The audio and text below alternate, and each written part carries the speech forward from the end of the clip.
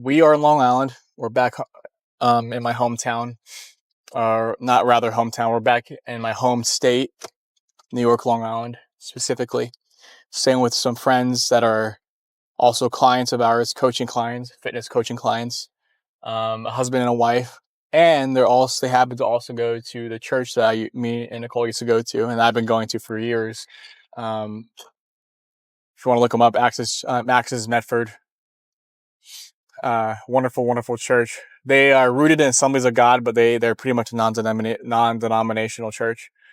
But we're back home, and we're heading to the gym. Not to the gym. We went to the gym this morning, and we're going to the mall now to meet up with an old friend. Nicole's going to catch up specifically, and I'm just going to hang out, be the third wheel to this friend. It's a baby. And also, she's got a brand new baby girl. She's only a year old.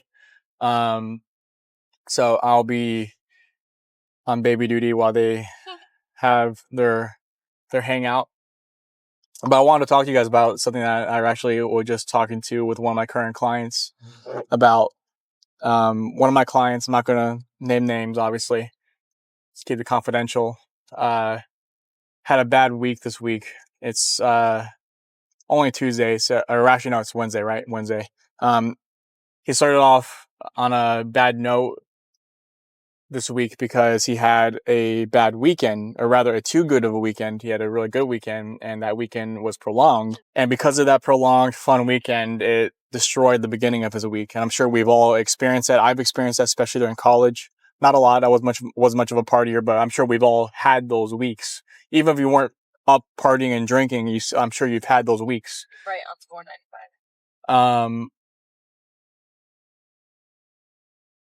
And I told him, hey man, listen, when you're in a transitionary point in your life, when you're trying to make big moves, big changes in your fitness, in your mindset, when you're trying to get close to the Lord, there's non-negotiables that you need to make sure are part of your life. And sometimes you have to say no to people. You have to learn the power of no. A lot of successful people, they prioritize their habits, their routines over hangouts because they think about the forest rather than for the tree. They think about the big picture rather than the instant gratification moment that they get to have to hang out for a little bit, kick back, drink some beers or go watch television or whatever it is. And I told him, man, hey, you hung out twice. You hung out Saturday, you said, and you hung out Sunday, and you said Sunday was a bigger commitment, a longer commitment. And I told him, I'm just going to put on my coaching hat here and just speak to you the mentality of what you're talking about here. That isn't the right mindset, I said. You need to learn to say no to them. So I said, I'm not saying not have fun. I'm not saying to, ignore your friends constantly, but you need to pick and choose your battles. And the level of progress you want to make, will determine how isolated you will become. There's some people that call it the monk mode, where you literally isolate yourself for months. You don't do anything. You don't talk to anyone. You just focus on the task at hand. I'm not saying that's socially healthy, but sometimes if you want to move the needle forward in whatever, in your business and your health and your mindset and your walk with the Lord, sometimes you need to do that.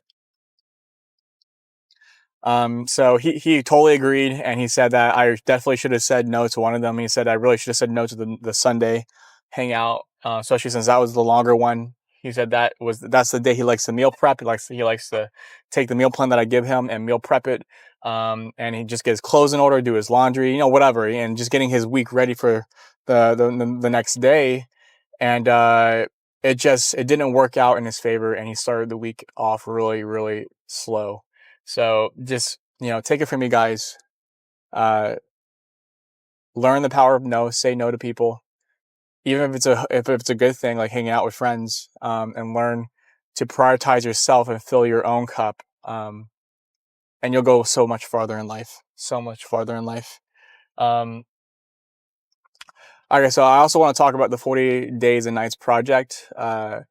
Me and Nicole planned it out so that we would do the first 14 days together, and then click pause so that we could obviously see our friends who we haven't seen in a year, and they're going to want to hang out, do XYZ things. But we also want to do the project on our own to see how hard it would be. And guys, I have to say, it is pretty dang difficult, especially if you're used to being on the phone, used to playing video games, used to watching TV shows, used to binging, blah, blah, blah. It is very hard. But I'm telling you, the growth that me and Nicole have experienced in the last 14 days have been amazing. And the only reason why we're pausing is because, again, like, we haven't seen these friends in over a year. We're not going to tell them, hey, we're doing a project, and we're going to basically say, see you later. We're not going to hang out with you, or we're going to hang out with you, but you guys, whatever. We're not going to do that. That would be very punitive of us and very strict of us. But we are going to do it with you guys. The start of September, we're going to open this challenge up, our project up to you guys. And it's going to be a free project. And for the first 14 days, if you guys do it with us, we're going to offer you guys meal plan templates, fasting templates, training templates, and help you build a morning and night routine. And hopefully just share our wins and difficulties in a Slack together. But again, we wanted to open it to you guys the start of September so that you guys can join us for the 40 Days and Nights project. And it's going to be a lot of fun. It's going to be very hard, but it's going to be a lot of fun altogether. And I want to let you guys know about that. And I don't want you guys to think we're cheating. We totally would say no to our friends. We have said no to our friends plenty of times when we were living here in Long Island. But because the situation, and we haven't seen them in over a year since last year in September. So not over a year, but almost a year. Most of our friends are here, and we have like maybe a handful, not even, of friends in North